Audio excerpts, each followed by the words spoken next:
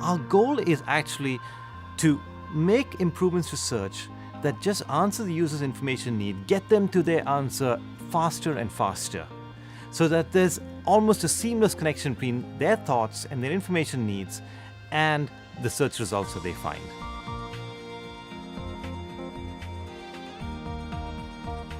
Well, Google was started based upon algorithms that Larry and Sergey developed in Stanford called the PageRank algorithm. And they used that algorithm to indeed build a very novel way of searching the web. What was happening at that point was there was this huge explosion of content on the web, a bigger explosion of information than had ever happened before, and it was getting increasingly hard to find the piece of content you wanted. In the beginning, we didn't have any advertisements at all. And as we went to add advertisements, it was very important to us that those ads be as relevant to the search as the search results themselves. And it was also very important to us that they be distinguished from the search results. There was a clear separation between ads and search from the very earliest times. Search had one goal and one goal alone: to provide the most relevant information for the user in the fastest time possible. In 1999 and 2000, we had a search engine that worked wonderfully, and it worked wonderfully for web pages. But one of the things we saw was as Google got better and better, users expected more and more from it. They didn't want just web pages. They wanted the best possible information available, be that a picture or a book. And so we started looking at how we could search new and other forms of content. And image search was the first of those, because we know that a picture is worth 1,000 words. And there were a lot of times when people would say, what is turquoise? We got to search, what is turquoise? And there's no way to answer that question without a picture. When September 11th happened, we as Google were failing our users. Our users were searching for New York Twin Towers, and our results had nothing relevant, nothing related to the sad events of the day. Because our index was crawled a month earlier, and of course there was no news in that index.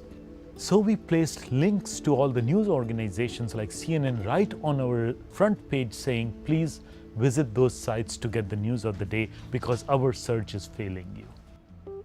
My friend Krishna and I were attending a conference at the time, and Krishna started thinking about the problem, saying if we could crawl news quickly and we can provide multiple points of view about the same story to our users, wouldn't it be amazing? That was the birth of Google News specialized search service. Well, in 2002, one of the trends we started to see was that the web had become a lot more rich. More images, more video, different kinds of content. And we started to realize that our users expected Google to be able to find something if it existed on the web. They didn't care if it was text or a web page or news. They wanted it all in one place. And so we came up with this notion of universal search. The idea that you could just go to Google and no matter what type of content it was, we could find it. One of the challenges that came up in universal search is that we were really comparing apples and oranges. You can imagine these apples are web pages, and you can imagine an orange would be an image. When we look at ranking images, we know what the aspect ratio of an image is. How big is the image? How many pixels this image is? Is it a black and white image or a colored image? And all these signals are only relevant to images, but are not relevant to web pages. And that's why universal search was such a hard task when we did it, because the science was not fully developed. We basically ended up putting things either on the top of the page, on the bottom of the page, or somewhere in the middle, because we didn't have a finer grained way of looking at the relevance, especially across different media types. And over the years, we developed our science tremendously. And today we are beginning to place several kinds of information in multiple positions on our result page as our algorithms get better and better. Our goal is to make it so that the improvement we make is so much what you wanted and fits so cleanly into the flow of what you're looking for that you almost don't notice that it's happened.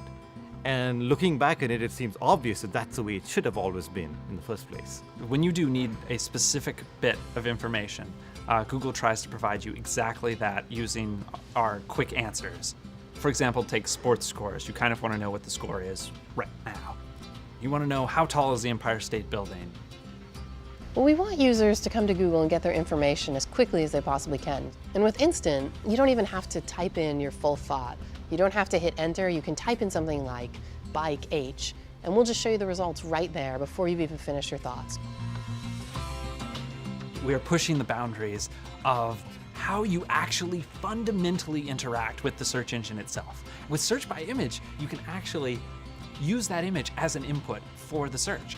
The truth is that our users need much more complex answers. My dream has always been to build the Star Trek computer, and in my ideal world, I would be able to walk up to a computer and say, hey, what is the best time for me to sow seeds in India, given that monsoon was early this year?